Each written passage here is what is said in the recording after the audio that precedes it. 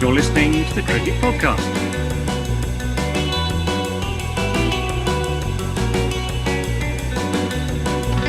Hello and welcome to the Cricket Podcast. With me, Ross Legg, and Max Rowe-Brown is opposite me. How you doing, Max? Hello, opposite in the virtual space. Yes, I'm good. Thank you, Ross. How are you? Yeah, maybe we could get a metaverse. Maybe that's next for us. Isn't that copyrighted? I don't know. What the Cricket Podcast in the metaverse? Is that? I like it. Could be a thing. We've got plenty of we've got people who listen to us in Silicon Valley, so maybe they're working on that right now and want to generate a three-pronged metaverse. I don't know. It'd probably be an abomination if it was us three in the metaverse. I don't know enough about it. Anyway, we'll digress immediately. Welcome to the show. Today we will be talking about England's magnificent victory over New Zealand, and we have ripped up the textbook on how to play Test cricket, and now we are the best team in the world.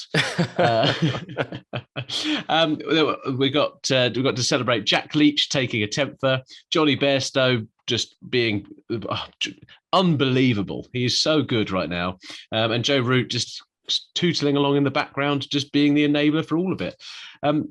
We'll also have DJ from Edges and Sledges on to preview the England versus India Test match, which starts this Friday at Edgbaston.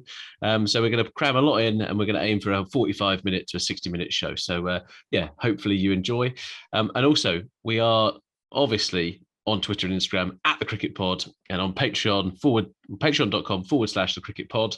And we've just released an exclusive show which goes into detail a bit around us, actually. So not sure if that's what you want to listen to, but when we asked all of our Patreons what they would like to hear, they wanted us to interview each other around understanding our backstory and all that kind of stuff. So if that's your bag, sign up for Patreon. It's $4 a month or $5 a month, and get involved.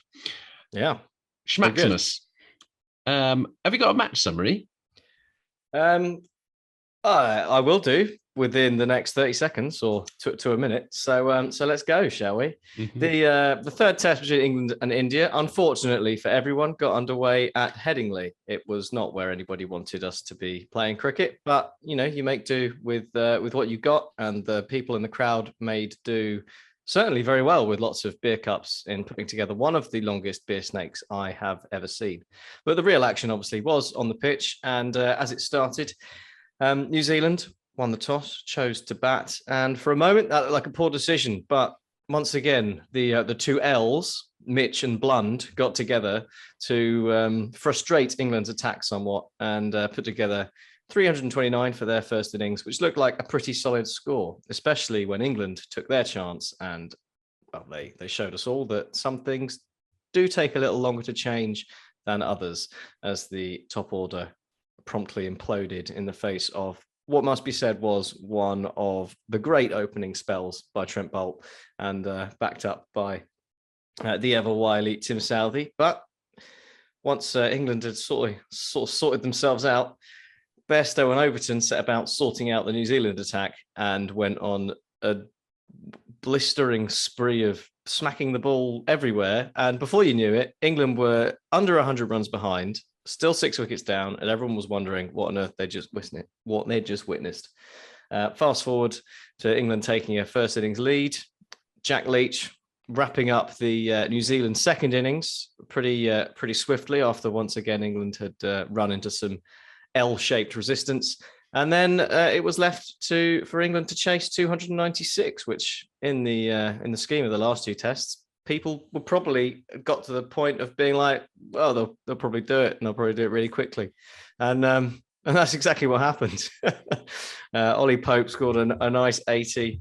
And the only glimpse that New Zealand had was him being removed early in play on the fifth day, but that just brought Jonny Bairstow to the crease to finish things even more quickly than perhaps we'd anticipated. And Project Red Bull Reset, Project Blank Canvas, whatever the hell it's called, has got off to a finer start than any of us could possibly have dreamed.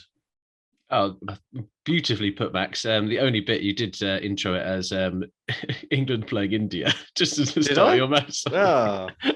So it was almost perfect. So good. Almost perfect. So good. However, Max, there was it's quite a lot to talk about in that session. One, we covered the test match. We covered that we didn't think it should be at Headingley, but Headingley makes for a good pitch for batting, and it was a relatively flat deck, really, that suited England's approach. But there was plenty of runs to be scored. There was enough in it for the batsmen, enough in it for the bowlers, and it was another enthralling game of Test cricket. I feel rejuvenated by this. Like, let alone what the players feel like, other than Zach Crawley. Everybody has been caught up in the moment, and I think being able to look back and see Jack Leach of all people taking a tenfer, Jamie Overton falling so perilously close to his first century on debut, and again, Joe Root just trying to get another century and Ollie Pope getting some more runs. I just find it all like fairy tale-esque a little bit, Max. Yeah, it's well, I mean, there's a yin and yang to it, isn't there? For every fairy tale on the England side, there's a little bit of little hell on the New Zealand side. But it's like nothing we've really seen before, is it? This Test cricket approach from England, and when you consider how quickly it's all changed and the turnaround, it's all a bit bewildering. But I'm going to ride it for as long as we can, and the ride may end in 4 days' time when we come up against India, or maybe it will continue. But it's certainly putting some vim and vigor back into Test cricket, which is can only be a good thing. Agreed. So let's go through some of the big talking points then. So let's start with Jack Leach. Jack Leach has been an unlucky passenger, I think. Obviously, he was one of the superstars of the show with the best one not out of all time at Headingley when England famously Ben Stokes famously chased down that Australian lineup. But here, Max, he was into the bowling attack really early in the first innings. He opened the bowling in the second innings. There's been a massive change in how Ben Stokes is using him compared to how Joe Root was using him. How much is that confidence just coming to the surface here and he bowled really well? Or was it a case of the New Zealand batsmen getting themselves out to it and it was just a bit lucky? I think the confidence is a massive part of it, and it reminds me a bit of how Moeen Ali was used in the England side under Joe Root. Now, obviously, we know that he preferred Joe Root's captaincy to Alistair Cook's captaincy, but you never got the sense really with Joe Root that he trusted Moeen Ali as a spinner, and that might be because Moeen Ali himself, maybe didn't view himself as a frontline spinner, but he was in the side to do that. And when Jack Leach was in the side, you also saw him not really being used when you're wondering why he's in the team if you're not going to be using him in situations where you need to tie things up and you're bringing back the fast bowlers and you're sort of wondering square peg round hole or what's the point. And he's been a bit unlucky. He's been a bit poorly treated. He's been obviously unlucky with illness and all the rest of it. And he's shown glimpses when we were in India. He obviously took bucket loads of wickets out there. So I think for Stokes to clearly show the trust that he's got in him, that was evident in the first innings when England was struggling a little bit, and he went for Jack Leach. And it was just that moment before, was it before tea or lunch? I can't remember which it was, but essentially there was a plan there, wasn't there? It was like, Jack, you come on, we're gonna back you. We're gonna try and force him into going over the infield, and we're going to make them make the mistake, and it worked, and that was a moment, I think, where it kind of changed for him, where he thought that he's got a place in this side and that he can be used. And yeah, a lot of those wickets in that first five were kind of New Zealanders holding out and mopping up the tail while they were trying to get some quick extra runs, but it doesn't matter to him, does it? He's just got a fiver in the first innings at Headingley. The criticism of Jack Leach was that he doesn't do it in the first innings. Didn't get used in the first innings very much, but there were the questions about whether he was useful there. So he's kind of answered those to an extent, and he will certainly feel like he has in his mind. And then to come back in the second innings and run through the rest of the lineup as quickly as he did was again massive for him and massive for England's chances of winning the game. So all props to Jack Leach, and I'm delighted for him that he's finally had a a positive moment after it all looked in the first test like things were going to go typical Jack Leach with the concussion, etc. Yeah, bring on Rishabh Pant is what Jack Leach is now saying. You mentioned there, Max, around there being a plan. And England from the very first test match have actually been a little bit, what's the word, inventive, I suppose. They're, and it's so ridiculous to say this, right? But they are putting their best fielders in the best positions, which we weren't doing before. We were actually bowling to a plan for more than a couple of overs, realizing that test match cricket is around building that pressure, being able to kind of go, right, we are going to give you these kind of scoring shots that you can play. And if you play really well, you play really well. And Blundell, Mitchell, they did that. Kane Williamson, to a certain extent, looked like some of his former self as well. But having that consistency and saying, right, what are we going to do? And then also being able to go, do you know what? We do need to try something a little bit different. And having the confidence again to do that is what I think we've seen from the outset from Stokes' captaincy. It's very positive, very front foot. And there's no real meandering. And how many times did we? And this isn't a dig at Joe Root's. Joe Root is England's best batsman by a country mile. He's the greatest of all time, in my opinion. And when it comes to his captaincy, however, it just wasn't working for him. Ben Stokes he's so fresh, isn't he, Max? He is. I mean, obviously, it's only a few games in, but it certainly seems that way at the moment. You know, when things perhaps in the past would have drifted, you can see there's a different energy about the side in the field. It's a bit more, just a bit more relentlessly positive and trying to keep things up. But it's easy to do that when you're on a good run of form and you're winning. But there have been times in this test and the entire series where New Zealand have been on top. And you've been like, well, New Zealand are all over us here, and they're going to win this game, and it's been turned around, and that's that's maybe somewhere in the past where we would have, like you say, let things meander and let things get away from us, but we found a way at times, and that's been sort of characteristic of the early phase of this new leadership team. So we will see how well that continues, because we will have. No doubt we will have dark days in the summer to come and over the next few years, but it'll be interesting to see how we react to those when it comes to it. Agreed. And let's talk about New Zealand quickly, because New Zealand have been on the receiving end of a new approach. It's almost like it's like Formula One, and England have come out with a completely new engine design. And it's absolutely obliterated everyone else in the race.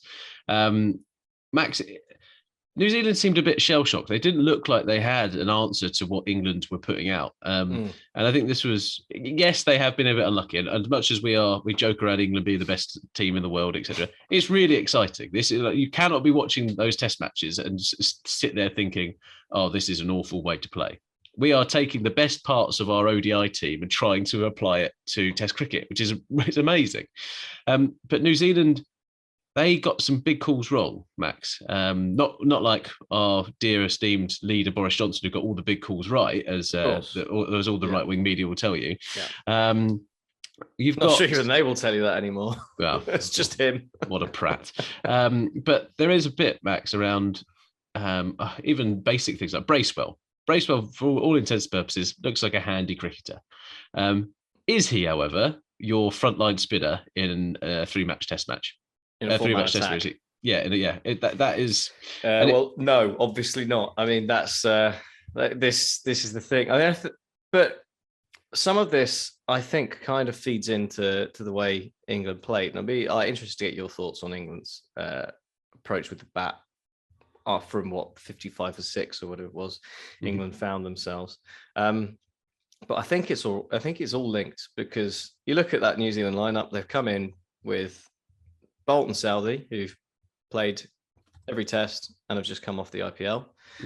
Wagner, who hadn't played yet, and then you've got Mitchell to maybe bowl a couple of overs, and Bracewell as your fourth bowler, and it was a real big risk for them to do that, because it's not enough bowlers. Basically, if the ball stops doing something, you're in trouble. I mean, yeah, Carl Jameson being injured is a massive issue, especially when also Colin de Grandum is injured. That's a huge problem for them, and it leaves them with the decision of, do we play Matt Henry and bat Tim Southey at 8, and that's a bit of a problem, or equally, Ajaz Patel instead of Bracewell, but then you've still got that problem, and you've still only got 3 seamers, but maybe a slightly more reliable spinner. So I can understand them playing Bracewell, but I don't think you can go into a test match with 3 frontline bowlers and someone who's been bowling off spin for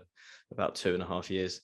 It was a bit of a bold move, and it definitely came back to bite them, because you saw from that 55 for 6, England managed to get back into it, and I don't think. Well, I think basically that lack of the extra option probably played a part in that. Yeah, and also may have played a part in the way England played. Well, you just look at it, right? I think the easiest comparison to make here is the number of overs that they bowled. So you look at Jack Leach; he bowled over 70 overs in this game. Bracewell bowled 22, and Bracewell went at over 7 and over. They probably went for a similar number of runs, didn't they? Yeah, went for overs. Yeah, went over 7 and over. And that discrepancy there, right? It tells you a lot about this approach and around that. Yeah, they didn't have enough in the bank, and sometimes we're England fans. When tours start to go wrong, they go wrong really quickly, and all it takes is a couple of injuries here and there, and a bit of doubt around confidence or whatever it might be, for even the best teams in the world to get derailed, and that's just what happened here. Yes, a couple of things didn't go their way in the game as well. So, but it was some of their own doing. Like in terms of their reviews, for example, Jamie Overton was out. Like Jamie Overton was out without scoring, and they didn't review it. Neil Wagner had him plumb LBW 3 and over, and Kane Williamson decided against it. And then you saw, was it yesterday, when they reviewed 2 in 2 balls, both pitching outside, leg stump, poor reviews. And again, it's those small moments that make a massive difference. And yeah, New Zealand, unfortunately, were on the end of an absolute rogering. Yeah, the reviews are another thing that can get away from you once you get one wrong, because you're always, it's a bit like the gambler's fallacy, isn't it? You're always trying to catch up your losses. You're like, well, that one didn't go right, so shouldn't review the next one, or should review the next one to try and catch up for the one you get wrong. And you can very quickly get into that kind of psychological process that doesn't really follow logic. England did it themselves, to be fair, didn't they, with a couple of their calls in the first innings. But yeah, it was a problem for them. It all went a bit wrong, but you have to just take your hat off, don't you, to the way Bairstow and Jamie Overton played to come back from the position they were in. And I think everyone, when they were looking at it, were really confused, weren't they, about what was going on. England was 6 down for 50. And obviously the conventional logic is, okay, we need to consolidate here and try and rebuild, get ourselves to 120. Yeah, regroup, etc. But there'll be a lot of people, even though it worked, who will be chastising the approach, and no doubt people were. Let's be fair. When England were 55 for 6, how many people were just like, services resumed? What a bunch of twats! And Ben Stokes thrown away his wicket. Blah blah blah. And these are the same people last week going, "How refreshing is this cricket? This is unbelievable. Look how they've approached it," including old racist Vaughan, who was straight in as well, wasn't it? So. Yeah, well, there will be times when England are in a similar position. They're 50 for 6, and they go out and try and attack things, and they end up being 70 all out, and everyone will be like, "What are you doing?" But I had a bit of time to think about it and process it, and if you look at it from the right angle, it makes perfect sense the way they played. Right, the ball does stuff for a certain amount of time, and then it gets easier to bat. Mm-hmm.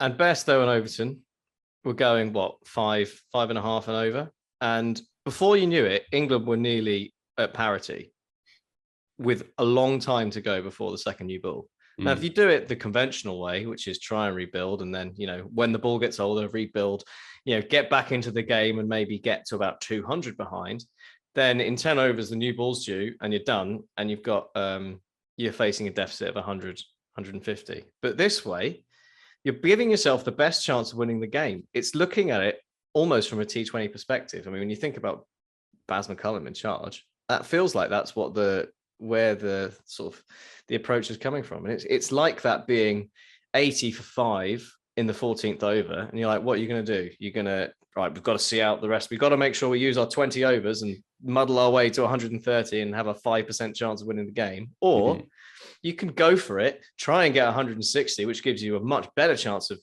winning the game, but also means you might lose in a horrible collapse heap. But which one of those approaches means you're going to win the test match or the 2020 game? It's the one where you try and catch up because you're behind and you need to catch up. And I think that's, for me, what the approach was about. And it worked this time. There are going to be times where it doesn't work and it's going to look horrendous. But in terms of winning the game of cricket, that is the optimal way of playing it. We've talked about it in T20, and I think it's the same thing. And especially when you consider they've only basically got 3 bowlers. They took Bracewell out of the attack. They made them, have to over bowl themselves, and it all sort of added up into sort of a kind of it's like what's the opposite of a vicious cycle from the England point of view? It all supported itself. A positive triumvirate, something like that. Yeah. But you look at the damage that did today. Like when Southey came out, Southey was on it from ball 1. He bowled an absolute beauty to Ollie Pope, and you're just like, oh, there could be a game on our hands here. But they'd absolutely shagged Trent Boult. Like Trent Boult came out, he didn't know what day of the week it was. He went for 17 off the second over. And once that happens, like you've lost all momentum, regardless if it exists or not in that game, from that first over that Southey bowled. And again, it was just a complete procession from that point onwards. And there's props to go around to some of the England batters. That Ollie Pope looked really good in this innings. Bairstow, we've kind of touched upon, but Bairstow's approach is like, he's just normalised it. The guy on a flat deck has been unbelievable. Being able to trust that bounce, the ball not moving too much. And I feel like I'm doing him a disservice, but he was so good that we've just adapted to him being so good in those 2 games. And like this is a guy who people were saying should be dropped for Harry Brook. He's had some tough times in Test cricket, but he has come back time and time again, point to prove, blah, blah, blah. When he hit a century here today, in the first innings, he'd gunned it down to the stand and big smile on his face. Look at me. Look what I have just achieved. And how any England fan or any cricket fan can't sit there and be happy for Jonny Bairstow in that moment, I don't know. No, it's a turnaround, isn't it? It's another one of them. We thought he was focusing on the red ball, and another thing. It's like, keep the gloves away from him. Like people would be like, oh, we don't need folks, or bring back Butler. That's the other one. Let's bring back Butler and open the innings. Like, no, let Butler do his thing in the white ball and just be amazing. And now we're just like, let's let Bairstow just do the batting, like, and be insane. Yeah, and that was insane. Like, there's no other word for it. He is. He's supreme in that situation. He was supreme, and it's going to be a really exciting thing. But again, like, there are going to be times where it's not going to work, but when it works, boy. Agree. And you mentioned kind of the wicket keeping situation there, Max. So your beloved Ben Folkes unfortunately got COVID. Yeah, COVID. So it's all a past, that one. All of the drops and everything. Yeah, so he was genuinely ill, and that's why he performed so badly. Sam Billings obviously came in, and the calls weren't there for Jos Buttler, who was playing in a charity game at Lords, I think he was at the time. But Kumar Sangakkara came out, and there's a lot of respect for Kumar Sangakkara across world cricket. But he said that Jos Buttler should be recalled and should open the batting in England's Test team. What is he smoking? No, terrible. Terrible idea. And as you say, you want him to go and be the best white ball player. White ball cricket is becoming more and more prevalent, and having an absolute superstar like Jos Buttler tear up the IPL, whether he destroys New Zealand, whether he destroys Netherlands, whether he destroys Pakistan, it doesn't matter. The guy can do it all. Let him go and do that. If you've got an incredible pair of football boots, you don't have to wear them everywhere, do you? You wear them to play football. You're not taking them down the shop all the time. Yeah, there's just that bit. He's a brilliantly specialized tool of an ODI incredible player.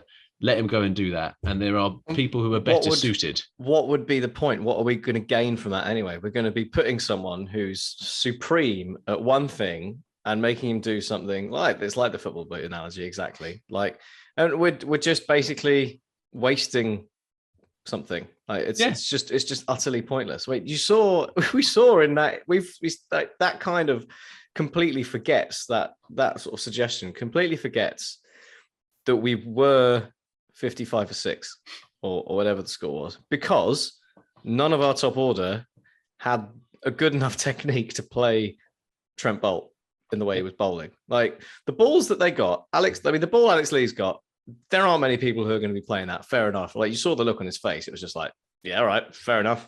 You can have that one. Ollie Pope and Zach Crawley pushing at balls that they probably shouldn't be pushing at, because it was hooping in. I mean, Zach Crawley didn't have a clue. Ollie Pope was probably going at it too hard. And they're the things like, you look at England, it's like they still don't have, quite the technique to play that kind of delivery. Mm-hmm. And I don't think Jos Buttler's going to be an improvement on that. So that's not going to help. And they don't play on one day pitches all the time. Like the last 2 test matches have been as close to your get as one day decks, really. And that was the kind of conversation that was happening on our Discord channel last night. And you kind of sit there and go, if you take Jos Buttler or take Zach Crawley or whatever, and you put them around the world in the different places that we're going to go and play, there's going to be still the same challenges there, regardless of which player is actually in that team. Don't get me wrong, when Zach Crawley is going, like, I absolutely love watching him, like everyone else does. But can I continue to put up with the pain of him? Like he's almost being like a tortured puppy. Like he's just getting toyed with. It's horrible. And then hopefully one day he gets a nice new owner. I don't know where that analogy was going, but there is a bit for me where we need to figure that opening slot out. We've still not got it answered. I'm not sure if Alex Lees is the answer. Like he's, what is it, 70 maybe? Like it's not really what you want.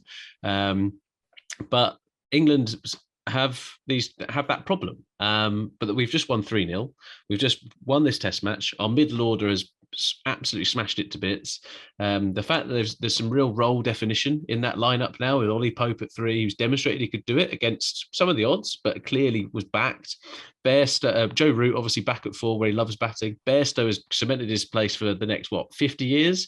And Ben Stokes kind of saying, right, I'll bat at 6, so he can bat with the tail if it does go wrong. Like that responsibility is a good thing, I think, and also he can take advantage when it's not going so well, or when it is going so well, rather. And then Folkes, I thought he did really well in the first 2 test matches. So I thought he was really, like, clearly knew what his brief was, and having that confidence, which come back to that thing again, is mega for England. But opening, still major issues. Mohammed Shami, Jasprit Bumrah, etc., could have him on toast, but we'll see. Max, I think that wraps up this part of the show. We're going to get DJ on from Edges and Edges to preview potentially if Bumrah and Shami are going to have him on toast. But what a test match! Like England, fucking fair play. Like it's really exciting, and we can't wait for the weekend. Obviously we'll be getting accusations of classic British English hubris after this one, but.